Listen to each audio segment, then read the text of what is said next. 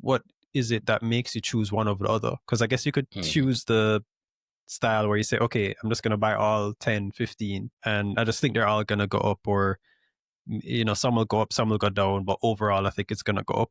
But I think, your job as an investor, one person's strategy could be, hey, I'm just going to buy all of them. Just Mhm. split my money up, say it's 10, then you say, okay, I'm going to just put 10% in each, lock my eye and buy it. Or you could say, hey, let me try to look into some of them may benefit more than others. That's what I was thinking, Sure. like, what is it that would make me buy this one over this one, or what would make me put more money in this one? Like, do I think this one is going to do better than this one because they have better distribution partnerships, or I don't know, like they have more products and I'm expecting more demand for this product. So I would buy this one because I then expect that. There's a lot of different things, I guess, to think about with that regard, Mm. you You know? know